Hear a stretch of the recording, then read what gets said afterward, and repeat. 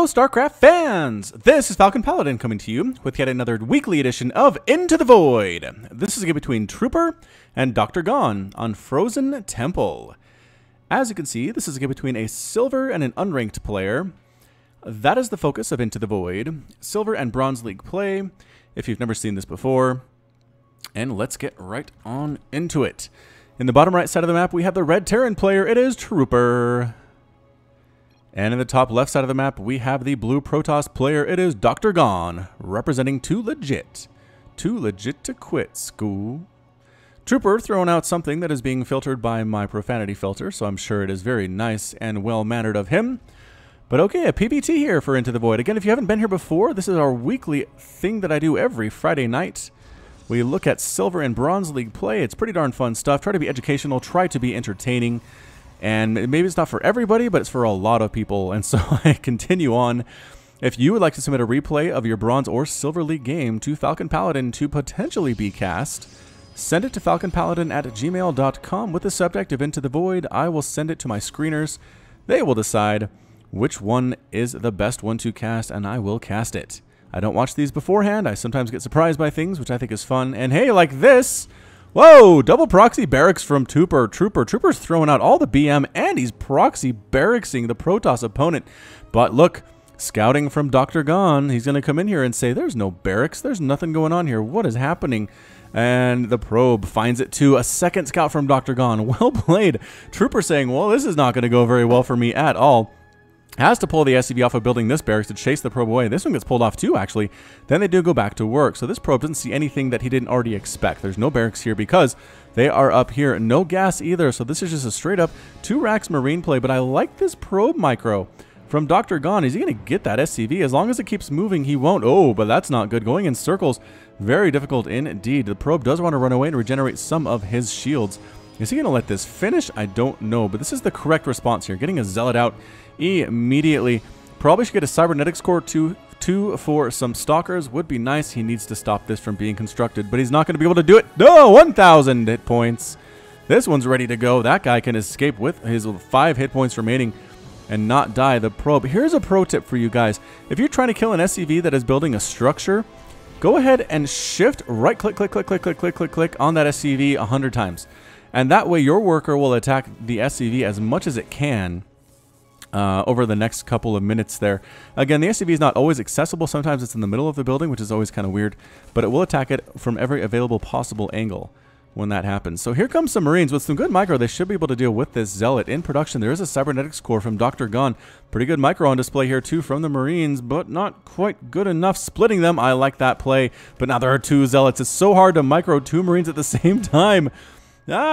Who's going to win this thing? Oh, no. Marine 1 goes down. Marine 2, can he live? He has another buddy here. Marine 3.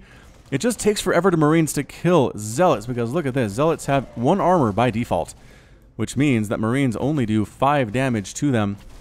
Even with good micro, it takes a lot of 5 damage shots to take down a Zealot. Oh, 3 Marines are here now. Marines 4 and 5 have shown up. Uh-oh. Marines are falling, though, a little bit too quickly here. The micro is too difficult. These Zealots really cleaning up well, and... all 3 of them get the conjoined kill on that one. The Marines are gone. Trooper is defeated, forced to lift off his barracks in shame. Is he going to try to land it up here? That seems like a really dumb idea. Don't do that, Trooper. There's a pylon here scouting you out. Why would you go up there? Alright, going up there anyway. This Marine is also trying to get a scout off. He's going to die. Like, I really don't think he can live for very much longer here. Nope. Going to get pinned up against the pylon and taken down as well. Does not actually... land. Why are you trying to land here, Trooper? Alright, Trooper's trying to land here. Meanwhile, Dr. Gone is taking an expansion, has a cybernetics core. The income tab is 20 to 21, so actually not that different. Actually, Trooper doing a pretty good job macroing back home on the back of this. However, has not expanded, which is going to be an issue. And floating this barracks as a scouting barracks to see what is happening here. In production are now some stalkers and some adepts.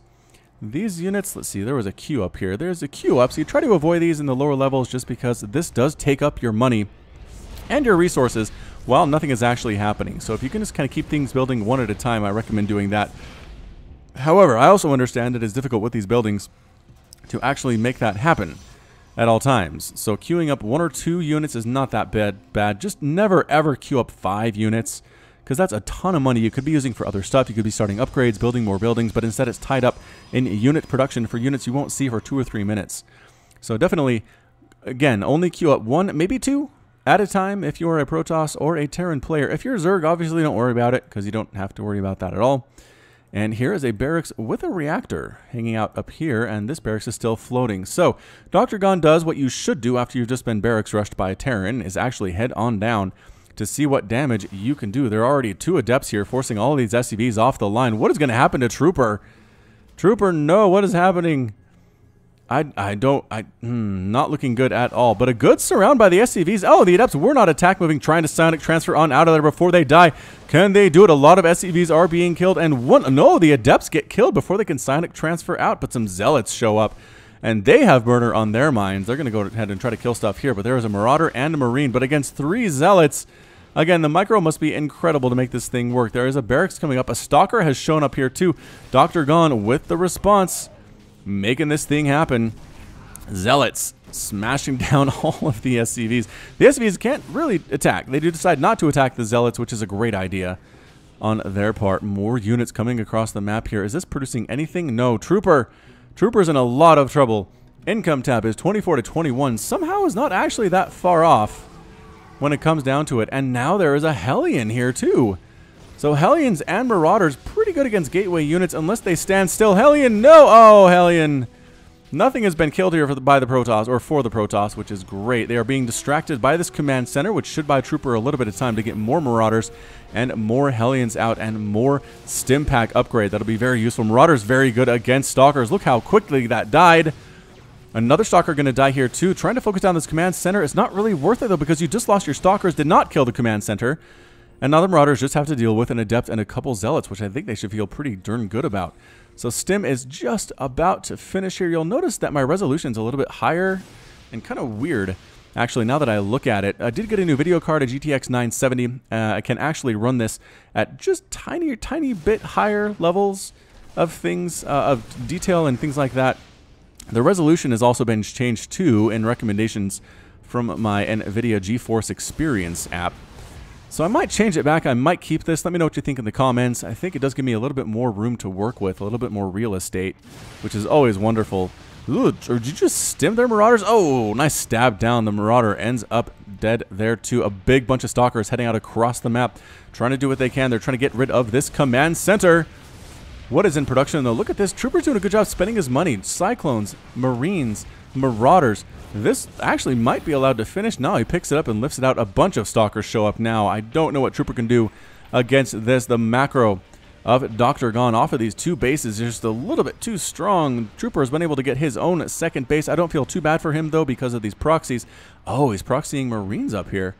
So if Marines can sneak on in, that could actually make this a little bit of a better game. 7 minutes and 50 seconds in, and Trooper might be on his last legs. Marines, Marauders, Cyclones. It's a reactor. More Marines. Marines against Stalkers, not usually a bad idea. Cyclone here, using that lock-on ability, can take down Stalkers. Did I say Cyclone? Or I don't remember. Trying to use the lock-on ability to take down that mothership core. Trying to stay in range of it. Can it get the mothership core? And yes, it does. But nothing else survives on the ground there. The Stalkers are here. The Adepts, or Adept rather, is here. Zealots are here too. Not looking good at all for our friend. And that's it. A rage quit from Trooper. Dr. Gon is victorious. Trooper has left the game. And Dr. Gon as well has left. Having taken the win off of the BM2 Proxy rushing Terran player, he tried to do what he could to come back, man. He really did. He made some units. He had another command center. Did he have 2? Man, he tried to expand twice off of that. Yeah, well, I guess considering Dr. Gon had this, he really couldn't be blamed too much for that.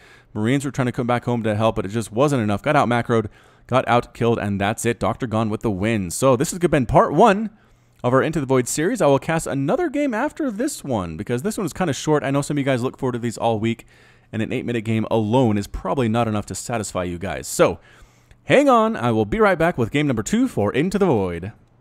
Hello, StarCraft fans! This is Falcon Paladin coming to you with part 2 of our Into the Void series. This is between RJW and Tom on Ulrena. Like I said, the last game was pretty good with the Proxy racks, but a little bit too short, so this is going to be game 2 of our weekly Into the Void. And in the top left of the map, we have the red Protoss player. It is RJW.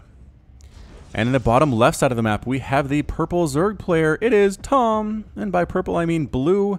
Kind of the default color here is purple, but again, the accent colors here are blue. And this is also blue, so I'm going to go with blue for Tom. So this is a silver versus silver game, as you saw on the loading screen, in conjunction with our silver and unranked game that we saw in game number 1. Now, our trooper, our proxy raxer from game number 1, seemed actually fairly good. He proxy racked and didn't fall completely apart when he got discovered and got taken down there, but in the end, he did actually succumb to the better macro of Dr. Gon, and Dr. Gon got the victory. So here we are with RJW and Tom on Ulrena. This is the latest patch of the game.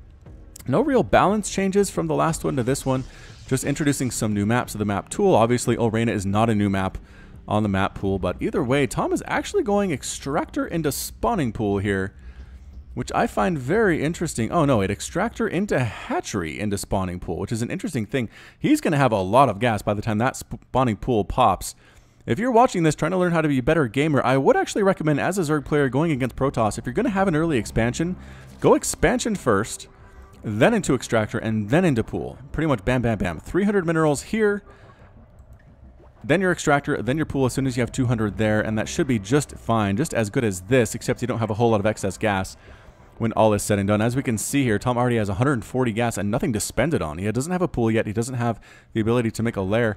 Unless he wants to go for like a lair and a pool at the same time, or rather metabolic boost at the same time, which I guess he could possibly be doing. So there's speed coming up, but look at this excess of gas. He could have had these drones on minerals for a little bit longer, gotten some more workers out of it. The more drones you have on minerals, the more workers you can get, and the more workers you get, the better your macro is. And as Zerg, that is hugely important, especially at these low levels. So again, the build is not super optimal for Tom, but that's why we play this game, so we can learn how to be better. Meanwhile, back here, was this 3-gate? Yeah, 3-gate with the cybernetics cores. This is essentially a 4-gate play from RJW. It kind of is. I don't see that 4th gate, but he is getting cybernetics core researching the warp gate. Not using chrono boost on that though, which is also odd. We do usually see with the 4-gate you chrono boost this out as fast as you can, throw down a proxy pylon, and then just go ahead and try to swarm your opponent with as many units off of those 4 gates as you can. Haven't seen that for a while though. I don't know if I've ever seen it on the channel. Protoss players usually tend to go for that early expand rather than this 1-base play. But there it is. Okay, so a 3-gate cybernetics core into a Nexus. So here's the thing, Protoss players. You are generally fairly safe against Zerg with a 1-gate expand. You will be able to get some units out. You can wall off as necessary. If the Lings show up, you can cancel your Nexus, but you'll be very safe the vast majority of the time. Here come a ton of slow Lings, though. As I say that, they just now got speed. The Lings are going to head up north and see what mischief they can cause. And there's 3 Zealots here. 3 Zealots, not enough to deal with this many Lings. Generally, it takes about 4 Lings to take down a Zealot.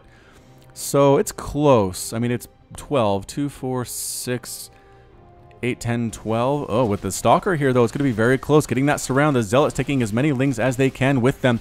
And yes, the Lings are getting whittled down. The Zealots too, but they try to actually do a bypass into the main base for the Scout. I like that choice. If the Lings stayed there, they likely would have just died. They could have killed more stuff, but I like the Scout, seeing what's going on, seeing if there's a robotics facility or a Stargate is invaluable at this stage of the game. But instead, no. They decide to get the heck on out of there. They don't scout anything at this point. Silver versus silver, I guess you would expect that. Injects, not the greatest from Tom here either. Could definitely be using these queens to inject and get additional larvae off of that hatchery. But no, for now, just going to go ahead and stick with these 2 bases. There's an inject. Nicely done, Tom. And here too. Perfect. Well done. If you're going to inject 1 queen, you might as well inject them all. There are different methods you can use. You just do a search for inject method, StarCraft 2. And there will be some different things that can pop up to show you how to do it. You can use a spacebar method where spacebar actually will cycle you through your hatcheries on your map, and then you just select your queens and inject from there. There's a backspace method. There's one where you hotkey all your queens and cycle through those. So just see which one you're more comfortable with, which one seems more effective in your eyes, and then just practice, practice, practice. That's what this game is all about. Twilight Council on the way, and a cannon. So he's getting a cannon up here. I like the positioning of the cannon. It's not easily surrounded by Lings. If they want to get us around, they have to walk clear around this side and then come to the other side. And even then, they can't really surround this 3rd area at all. So again, the positioning is good. A Roach is good here for Tom. But again, as Zerg, you want to make drones until the moment you need to defend, or the moment you want to attack, because you can't just throw out a huge army. If you're going to make units like these roaches and these lings, use them. Get out there. Go try to find proxy buildings. Get out there. Try to find units that are holding the zone like a watchtower. Don't sit them inside your base, because these are things that could be workers. As we can see here, the Protoss is up 39 to 31 total harvesters. Glial reconstitution and +1 missile attacks on the way for Tom. I like that a lot. Is he queuing up injects? He's queuing up injects. What a baller. Nicely done, Tom. Another queen pops on out here. No creep spread. Oh, he heard me. He said no creep spread. I'll show you, Falcon Paladin. There is some creep spread. A lair is there, obviously. Glial reconstitution, +1/+1 coming up for the roaches. Meanwhile, our Protoss player doing fairly well. The cannons are a little bit overkill. I know he's worried about a big attack right now. I know this is a big ramp, but photon overcharge, as well as some immortals, can do very well. If you think roaches are coming, cannons just aren't entirely necessary. I'm gonna say zealot legs on the way. Researching charge allows zealots to intercept nearby enemies, dealing 8 damage to the charged target. Also increases the movement speed of zealots. Ability can only be used once every 7 seconds. Also getting +1 shields and +1 ground armor. Again, queuing these up, as I mentioned in game number 1, not the greatest of ideas, because all of the resources used to get this upgrade are just sitting here doing nothing. You're not actually getting this upgrade. You're not. You could be using that money towards other things. And RJW is spending his money fairly well. He could use that extra 100 elsewhere. A lot of gateways being tossed down. I like this. Off of 2 bases, you can actually support a fairly large number of gateways in StarCraft 2, although I'm not sure if this many is entirely necessary. 1, 2, 3, 4, 5, 6, 7. All right, so 7 gates plus 2 stargates. All right, I don't know if he can support this much stuff, but he should be able to hold off this attack fairly well. We do have roaches. There are Ravager tier 2, so depending on the corrosive biles, might actually be hard for them to crack this. The cannons are going to hold very well indeed, but like I said, I'd rather have some immortals. You can actually send those out to attack after you've defended, and cannons just kind of sit inside your base and do nothing at all. Stargates on the way too. Void Rays possibly in the mix. Void Rays pretty good against Zerg that is going this particular composition, just because they can dodge corrosive biles very easily. None of these guys can actually shoot up, so that's the obvious reason. And is he taking a third? RJW kind of flirting with the idea of taking a third, which I like. It's Legacy of the Void. Expand early, expand often. I'm not sure why he's long distance mining here. There it is. There's the third nexus, but here comes the attack. Nothing is actually defending it. See, now forced to come out of his base to defend here. These cannons are useless, and now against this many stalkers, not looking good at all for our Protoss player. Forced to retreat back to the safety. Cannons are actually taking out a Ravager there. So that was good. And forcing a cancel on that third base. A nice aggression there by Tom. A pretty good hold, a pretty good decision to sacrifice that third by RJW. Corrosive bile landing there. And actually hitting a stalker. So nicely done. Use those corrosive biles, Zerg players. Oh, taking one down even. Nicely done. The charge here, however, really proving to be worth its weight in gold. We're getting right on top of these units. Stalker versus Roach Ravager, depending on the upgrades here. And +1 shields, which is interesting against +1/+1.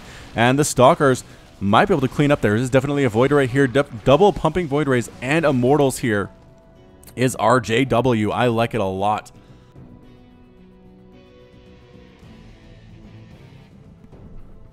And there's that third base being replanted for RJW. Meanwhile, Tom is waiting on his third nexus to pop up. There are Lings here, and that's about it. Where are we going, Zerg player? Hydras. Not going for Lurkers. I don't see the upgrade quite yet. Getting +2 missile attacks. So a Roach Hydra Ling type army. Which, again, good. Especially considering he did see the Void Ray. So you want to get some anti-air. Hydras are a good choice there. +1 armor on the way. Is that air armor? It is. He's actually getting an air armor upgrade. Is RJW. That sounds very interesting indeed. I guess if you're investing a lot into air units like Void Rays, it can make quite a bit of sense. Already has +1 attack for the air units already. Ready to go. Another cannon here. Just investing in these cannons. I don't feel like that's a greatest choice, but you know what? In these lower levels, it can usually be the difference between life and death. Just don't get too hung up on it, especially as you march up the ladder. And a Fleet Beacon. Fleet Beacon coming out here for RJW. And a Dark Shrine. All right, so all the tech coming out now for our Red Protoss player. Meanwhile, Infestation Pit for Tom getting mixed in here too, and a bunch of Lings. So a Ling Hydra play, which I like. Ling Hydra against Stalker Void Ray. Yeah, I'm going to put my money on the Zerg in that particular fight, depending on how good the upgrades are. and depending on how long the Lings actually survive, depending on what else is there.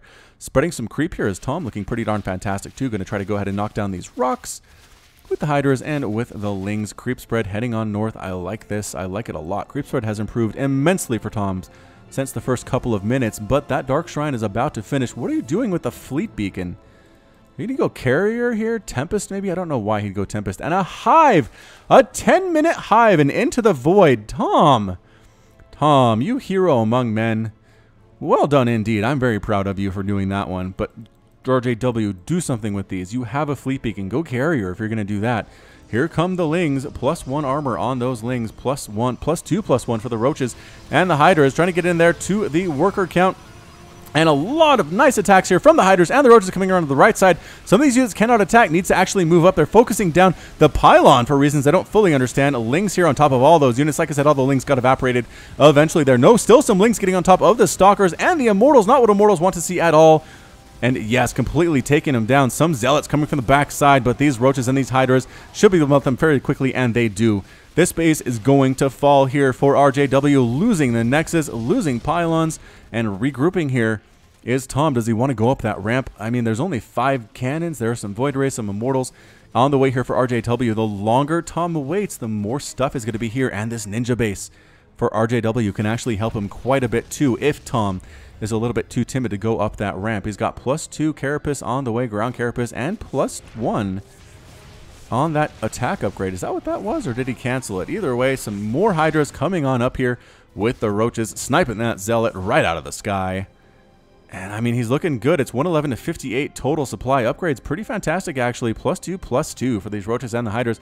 And Immortal with a bad rally point. No, decides to actually head on back home. Smartly done, Mr. Immortal. What is the Hive being used for? Maybe Broodlords at some point. He is getting a Spire. +3 missile attack. I love the upgrades from this Zerg player. Again, the upgrades for the Immortals on the Protoss side, not too bad either. +2 armor, +1 shields. I'm not sure why he's foregoing attack. Most Protoss players that are professional that I've seen go for the attack. Goodbye, probes. If you're transferring over here, you are going to die. Take the north path if that's what you're planning on doing. 121 to 66 total supply here. A lot of money in the bank for Tom. A lot of minerals, quite a bit of gas, and the opposite for RJW. Actually, a lot of gas, not many minerals. Units lost tab here is definitely favoring the Zerg player, but is he going to attack up the ramp or what? DT's getting mixed in. Oh, the question is, can Tom recognize the DTs are there? He does. He actually decides to head right on home. Nope. Then dances back on in. Can I snipe down that Void Ray? No. Bad idea. Terrible idea. Is he making Overseers back home? If you know there are DTs and you're running from them, go find an Overlord and morph an Overseer immediately.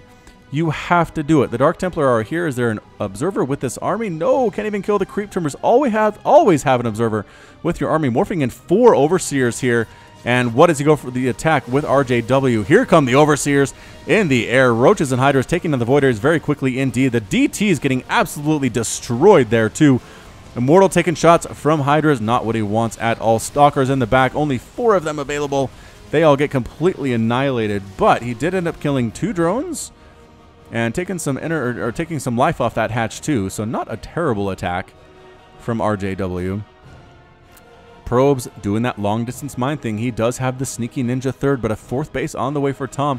What is he doing with that Hive? He's getting, again, +3 attack, which is great. Adrenal glands increasing the attack speed of those Lings, making them a little bit better at their melee attacks. And Infestors on the way for Tom. We don't see many spellcasters in these games.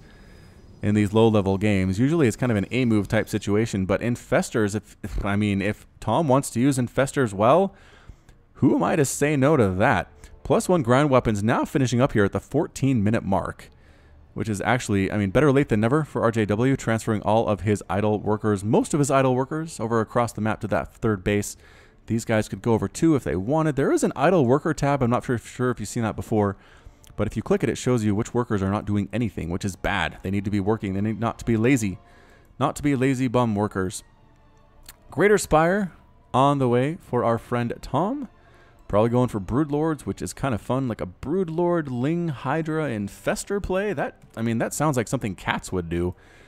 Not something from Into the Void. But hey, I am no disrespecter. Wait, I'm no respecter of levels. I'll take whatever I can get. And Carriers finally in production. That seems like a good move, actually. Hydra's not as good against carriers as you would think, unless the Hydras are directly underneath the carriers where they can snipe them without dealing with the interceptors. But the question is, does RJW have enough income to deal with this? Income tab is showing not bad, about 1,700 minerals compared to 2,100 there. Gas income about double for the Zerg player compared to the Protoss, because he hasn't taken these assimilators yet. He is now, and he's getting another base here too. So the longer Tom sits back and does nothing about this, I feel like the better RJW's chances are. I mean, I know it's really hard to move up a ramp. It could be very scary to do so, especially if there are DTs on the ground. But I mean, if he just A-moved with this, with these upgraded Hydras, these upgraded Roaches, and these Lings with Overseer support, he would crush this immediately. RJW would have no chance. It's 172 to 92 total supply here. There are some mutas, which is excellent. They are hanging on out. They could fly in and just start sniping down pylons, depowering gateways, taking out the carriers, dealing with stargates, things like that. But 172 to 100 total supply plus 3 ground carapace. Now coming up for our Zerg player. So Tom playing this fairly well. I mean, 16 minutes into the game. Looks like he's ready to go. Lings heading on up, and they get there. I don't know what he's waiting for. Is he going to go multi-pronged here? Is he going to fly the mutas in while attacking at the front door? That would be so pro. So pro of him. Tom, I see big things in your future. The Lings going in first. Swinging around. Lings on top of everybody. Any Overseers there? The DTs are going to have a field day. Now the Overseers do manage to show on up. The Void Race sniping them down. Carriers here too, but the Roaches and the Hydras, are the Infestors doing anything to this point? They have a lot of energy. I don't know what they're planning on doing at all, but they're hanging on back. If they're necessary, they will be used, I suppose. But Hydras on the low ground attacking up to the high ground here. The carrier does have 0 interceptors left over. They're trying to do what they can. DTs coming in from the left side. The Overseers have actually left, but it doesn't matter. The DTs are all gone, and somehow it looks like RGW is going to hold this thing. The Infestors walk right up to the front. They end up getting dead. The Hydras and the Roaches are very low on health. The cannons, man, 12 kills on that cannon, 5 kills on that cannon, and somehow Tom actually holds. The mutas are flying around, killing pylons, like I suggested earlier. Overseers hanging out. I don't know. The Overseers maybe would have been useful. This base is in lockdown, but this base is still running for RJW. This is why you scout. You have to scout out what is going on so much on the map. You have to find these ninja expands. There is an Overlord like 4 inches from this, and he has no idea. Whoa, 100 Lings on the way for Tom, though. 89 Lings. Actually going to try to do this thing. Plus 3. No, somehow does not have attack upgrades for his melee. Is that true? He does not have any attack upgrades on his Lings. That's the problem here. So the muta's flying around. They are depowering everything. They're killing pylons, depowering stargates, depowering gateways. There are a couple gateways here that are ready to go, but RJW is actually starting to float a little bit of money here. So both players spending their money pretty darn fantastically. Tom actually has a fairly large bank. He could put that to better use if he wanted. But I guess he is a little bit distracted by using these mutas. They are pretty APM intensive. APM for these guys, 67 for the game for RJW, about 106 for Tom. Just killing pylons. So many pylons have died. 13 pylons have died here. And Tom, when in doubt, spammed Lings with no attack upgrades, though. No attack upgrades. Can he do this thing with the Lings? I mean, might as well roll in and try to do it. Cannons are in a lot of trouble. Cannons do not actually benefit from upgrades, so when they deal with units that are upgraded, they have a bad day. All right, Lings. Goodbye, cannons. Goodbye, assimilator. Goodbye, pylons. Not enough to supply block RJW. Not even close. DTs are here again, having a field day, one-shotting these Lings, but there are so many of them. Oh, surrounding the Stalkers, not able to get out, not able to blink because they don't have blink here. Cannons killing what they can. The DT count fairly high. Are these Stalkers actually going to live? No, they are not. There are still too many Lings here. 12 mutas in production for Tom. The Nexus falls. The Pylon falls. And the robotics facility does end up falling. Small group of Lings available. DT is going to clean them all out. They don't even manage to run. That's a lot of dead. 218 dead Lings so far. 98 to 55 total supply. RJW holding this base. Holding this base. Lost is natural. Doesn't matter. That was pretty much mined out. The muta count looking a little bit intimidating, though. 16 mutas in the air, flying across the map majestically or terrifyingly, depending on what race you main. Can they actually get in there and cause problems for RJW? They can. They can if they decide to. These Stalkers are no match. No match at all for this number of mutas, despite the fact they have no upgrades. Back to the production tab. Another base on the way for our Zerg player. Resources lost tab. Where are we? 19,300 resources lost by minerals for RJW, 13,000 for Tom, and 5,700 and 4,100. So actually, as it turns out, our Zerg player has not lost more resources, which I find surprising. He's kind of thrown armies away at this point. The Muta's taking shots from Stalkers, not something you want to do, but they just scout things out, trying to see what's up. Trying to see if this base got replanted. I think those are expired, and indeed they are, flying back around, dealing with these cannons pretty darn quickly. Again, no upgrades on these things, but it doesn't matter when you have 18 of them. Going against 1 or 2 cannons in a pylon, no big deal. Stalkers in production all over the place, though. Again, with the upgrades, going to do very well against these Mutas. If they had Blink, they'd be a little bit more mobile. They'd be able to do a little bit more damage, but as it stands, flying over cannons, trying to focus down cannons. Actually, Muta count getting slowly whittled down to this point, and here come the DTs. When behind Dark Shrine, Queen gets destroyed there. The DTs are not splitting up. Generally, you'll see pros split their DTs up. If they have this many, they'll send 2 to each base they know exists. And that way, you are guaranteed to do some damage, at least in my experience, at least at this level, for sure. Broodling's actually getting some shots off. Overseer morphing in. They can see that. They have to be worried about it because there are Mutas in the air, and they're going the Overseers. Overseers are following the DTs, which is bad. Nope, follow the DTs. There we go. Following the DTs, the Mutas can shoot down. The Dark Templar cannot shoot up. It's a bad look here. A lot of Hydras in production, though, for Tom, and there they are. Plus, is that... That is, he's trying to get +2 shields. He can't because he's actually depowered there. Another Nexus coming up for RJW2. This game turning into a pretty darn good one here. 95 to 171 total supply. Again, Tom with the huge army supply. But can he make it work for him? He has basically 100 majillion Hydralisks. 44 Hydras with +3/+3. Indeed it is +3/+3 with Mutas mixed in here too. This base is going to be gone for good. Goodbye, Overseer. DT's here again. Did you bring Overseers with your army, Tom? No, you did not. Why? Why did... Okay. Oh, I mean, he did. I mean, the problem is he's way up here by the Mutas, but not by the Hydras where they were needed. So Mutas flying around trying to kill more and more of these probes. They've killed 63 probes so far. Okay, not these Mutas, but the Zerg army in general. They're standing and fighting against this many Stalkers. Not going to look good at all. They are definitely going to fall, and they do. 27 Mutas, though, on the way for Tom. That might be enough. 27 Mutas against how many Stalkers are there? 21, so about a 1-to-1 ratio. Again, no upgrades on the Mutas with the support of these Hydras, though, which I don't know that Tom knows exist. He does have his hive on hotkey number 1, but that's it. And here we come, marching right on in, but a lot of Mutas and a lot of Hydras here. Are there Overseers with this army? I do not know if it really matters. There are Overseers now. Oh, RJW absolutely in a huge spot of trouble. Tried to be aggressive, but all his DTs are getting absolutely evaporated. The Overseers can barely see them on the edge of that periphery. The Mutas sniping down every single one of these Stalkers. That Glaive Worm bounces, helping immensely. 131 to 41 total supply.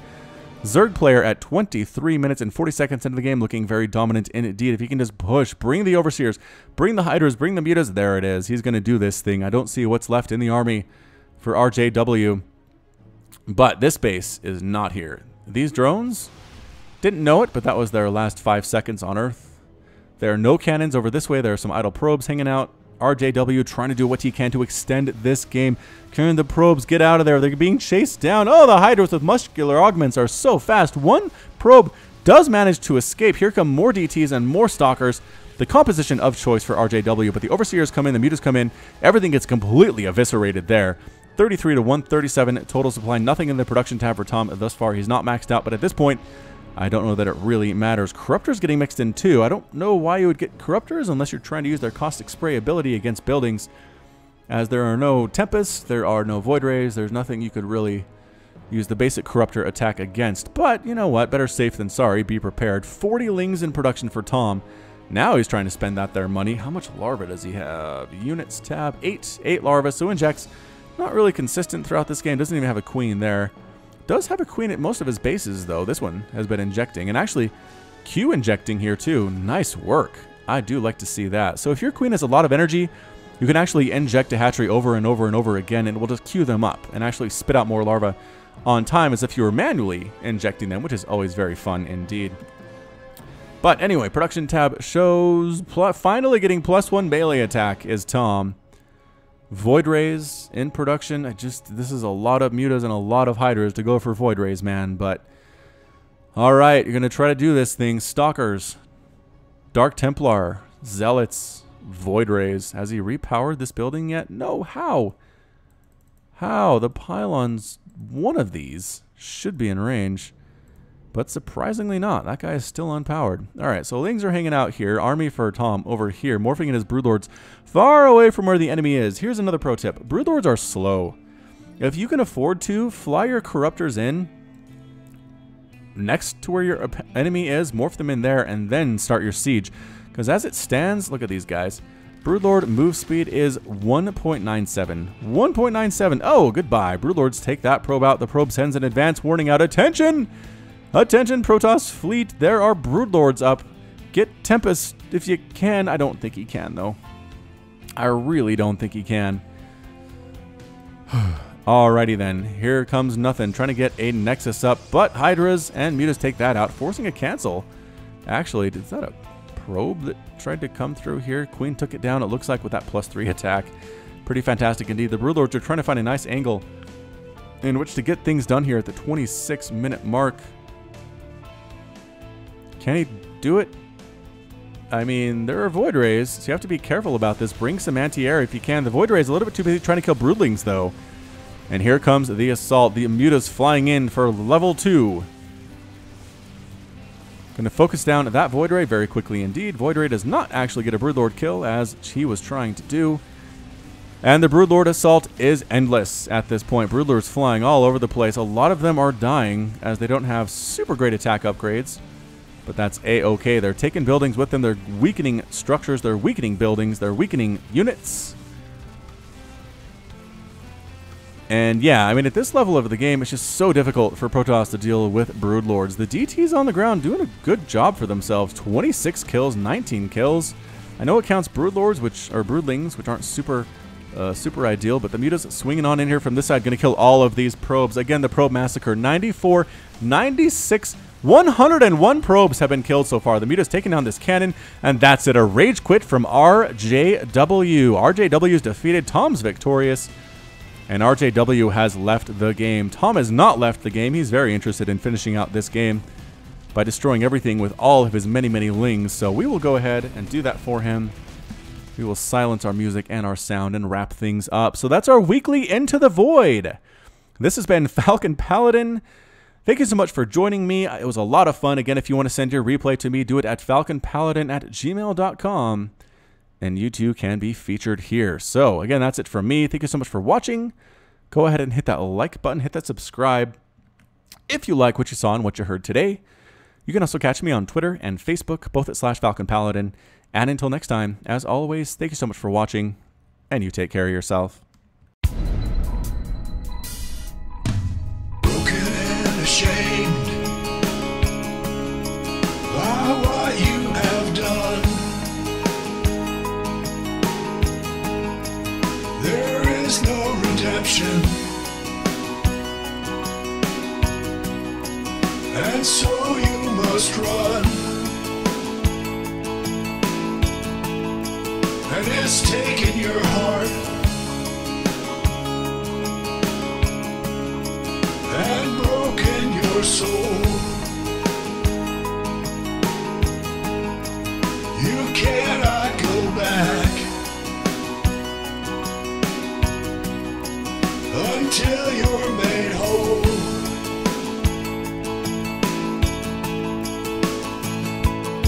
And you're running into the void.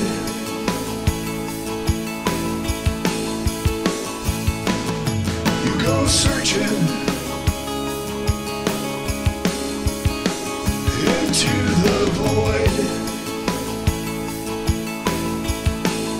to find a place you can live,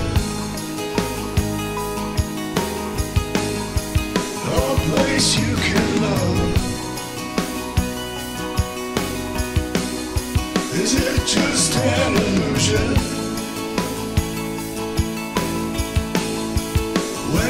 push comes to shove,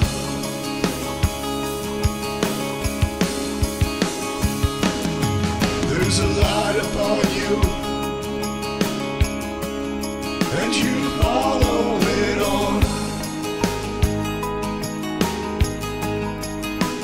Looking for a reason and a way to atone.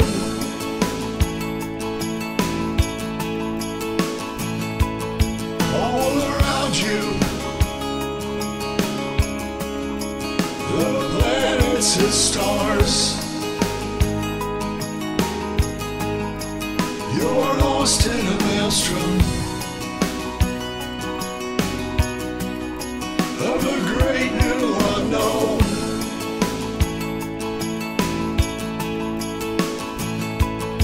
And you're running into the void.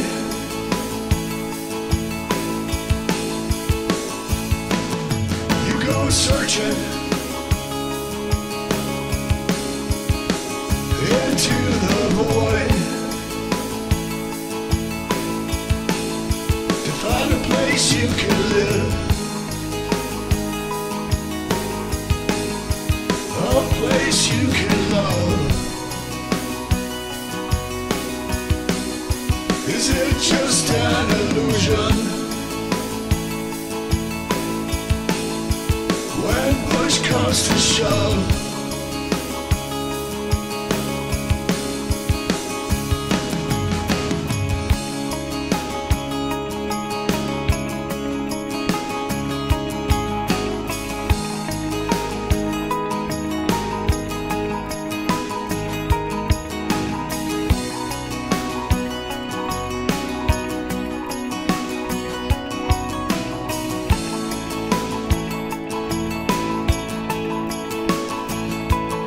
And you're running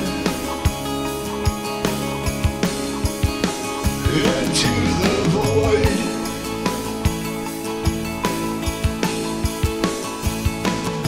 You go searching into the void.